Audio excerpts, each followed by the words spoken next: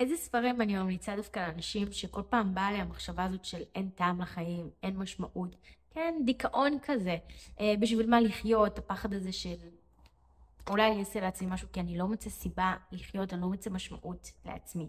אז ככה כמה ספרים שיכולים לעזור, זה לאו דווקא ספרים על דיכאון ספציפית, או איך להתמודד עם דיכאון, או ספרי טיפול, אבל אני חושבת שהספרים האלה יכולים לתת הרבה ערך.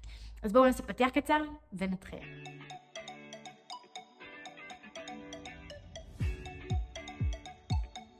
שלום וברוכים השבים לערוץ היוטיוב שלי, אני בר דדי ואני מאמנת להתמודדות עם חרדה, דיכאון, דפרסונליזציה ודה-ריאליזציה. והיום בסרטון אני רוצה לתת לכם המלצה לשלושה ספרים מעולים. בעיקר לאנשים שמחפשים את המשמעות, שמחפשים משמעות לחיים, שמרגישים שהם תקועים ולא רוצים משמעות. בדרך כלל זה בעיקר חבר'ה בגילי ה-20. ואז הם צריכים להרגיש דיכאון ובעוד יום חרדות, וזו חרדה מתמשכת והם לא מוצאים מתחיל לעשות להם רע, זה ככה איזשהו לופ. אז ככה שלושה ספרים שיכולים לעזור, זה לאו דווקא ספרים לגבי חרדה ספציפית או לגבי דיכאון, יש הרבה ספרים על זה, אני יודעת, או ספרים של אנשים שהיו בדיכאון ויצאו מזה, ואז הם מספרים בספר. אני באופן אישי פחות מתחברת לזה, אני דווקא אוהבת ספרים שנותנים לי יותר ידע מעבר, כאילו שעוזרים לי להבין דברים לגבי עצמי דרך הקריאה שלהם. אז יש לי כאן שלושה ספרים שאני חושבת שיכולים לעשות עבודה מעולה. אז קודם כל הספר הראשון שאני רוצה להתחיל איתו, אין לי אותו בעברית, אני מתנצלת, יש לי אותו בצרפתית. הוא לא נראה ככה בעברית, הוא נקרא האלכימאי של פאולו קואלו. סופר מעולה, והספר מעולה. ספר מצוין, האלכימאי. אם עדיין לא קראתם אותו, הגיע הזמן לקרוא אותו. אחלה ספר, ספר שמדבר על המשמעות של החיים, על חיפוש. בעיקר באמת לבני 20. אני ממש ממליצה לקרוא את הספר הזה. אם אתם בחיפוש עצמי, מה אתם רוצים, מה מעניין אתכם, מה המשמעות שלכם, מה המטרה, מה ישמח אתכם, מחשבות על העתיד, מלא מחשבות על העתיד. אני חושבת שהספר הזה יוכל מאוד לעזור לכם. ולעשות לכם טוב. לעשות לכם טוב ואולי לעזור לכם לקבל כמה תובנות. אני הייתי מקריאה לכם את מה שכתוב מאחור, אבל אני לא יכולה כי זה בצרפתית. אבל אני בעצם אספר לכם שזה על רועה צאן שיוצא למסע.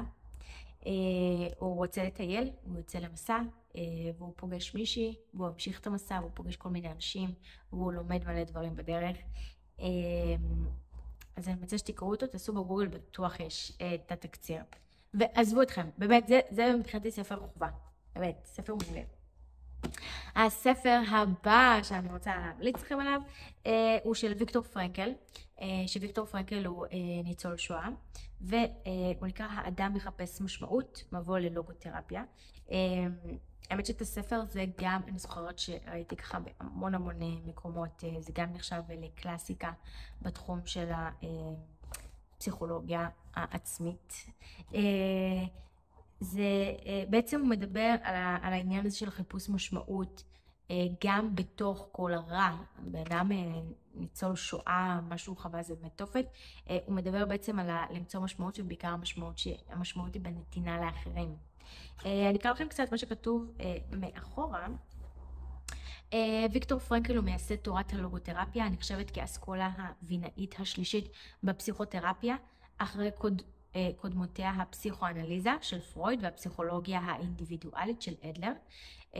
מכהן כפרופסור לנאורולוגיה ולפסיכיאטריה בבית הספר לרפואה של אוניברסיטת וינה, משמש פרופסור לוגותרפיה באוניברסיטה הבינלאומית של ארצות הברית אשר בסן דייגו, בעל תארי דוקטור כבוד שהוענקו לו מטעם אוניברסיטאות שונות, ובמרוצת השנים הוזמן להרצות את תורתו ב-138 אוניברסיטאות ויותר בכל רחבי העולם.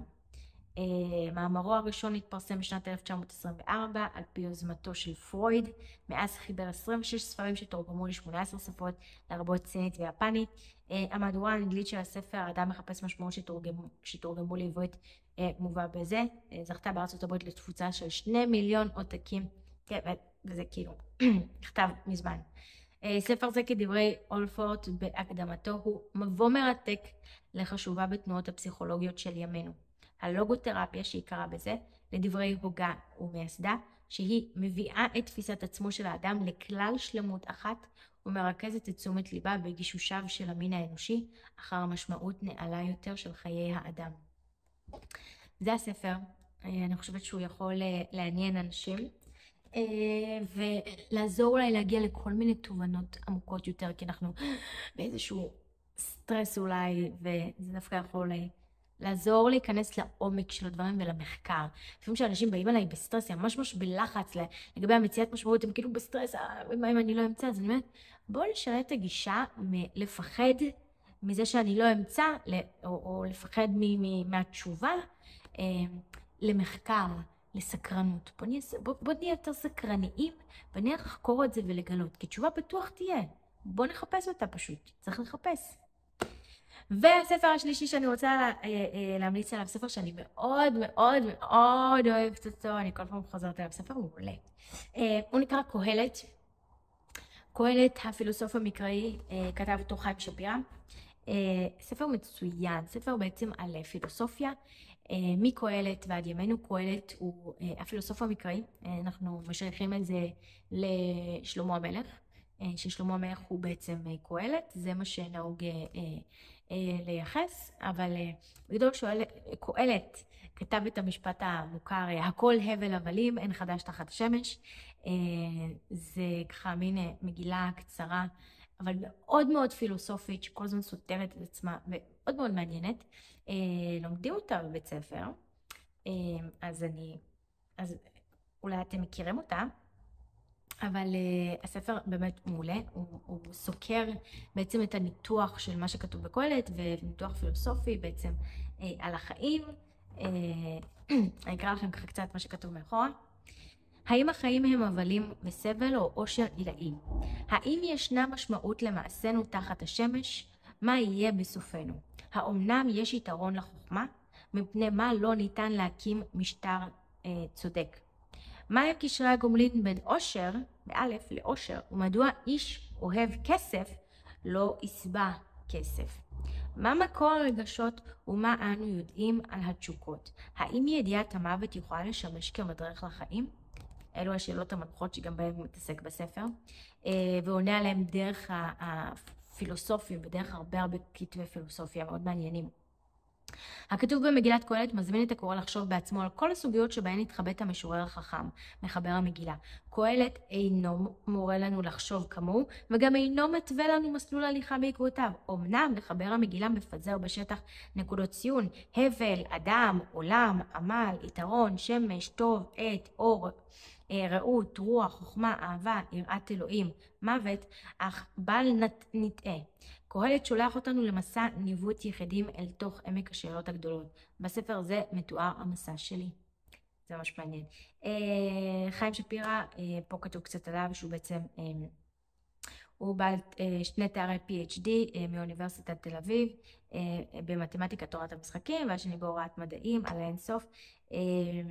בכל מקרה, זה ככה כבר יותר מדבר על המחבר, אבל הספר באמת באמת מעולה, אני ממליצה עליו, בעיקר למי שמתחבט עם השאלות האלה של מטרות החיים ומשמעות החיים והייעוד בחיים כאלה, אז יש הרבה אנשים שהתעסקו בשאלה הזאת וענו עליה בכל מיני דרכים וצורות, זה בעיקר בתחום פילוסופיה, ואם אין לכם גישה לפילוסופיה, אז הספר הזה באמת יכול להיות אחלה התחלה, וזה נותן כיווני מחשבה. אנחנו לא מוצאים תשובות לשאלות האלה, כי עוד פעם, הידע שלנו מוגבל, אין מה לעשות, ולכן אנחנו צריכים לפתוח את הראש לידע נוסף חדש. זה שאנחנו אחרי בית ספר, זה לא אומר יש לנו את כל הידע שבעולם, יש לנו עוד המון דברים שאנחנו לא יודעים, לא למדנו, אין לנו מידע לגביהם, ויש אנשים שכבר חקרו את זה ומביאים מידע ותובנות, וזה יכול לפתוח את הראש ולפתוח אתכם לכיווני חשיבה שונים.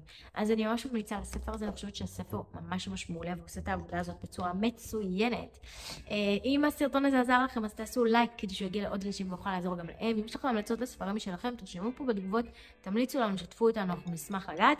ואם עדיין לא לחצתם להירשם כמנוי, אז לחצו עכשיו להירשם כמנוי, וניפגש בסרטון הבא. ביי!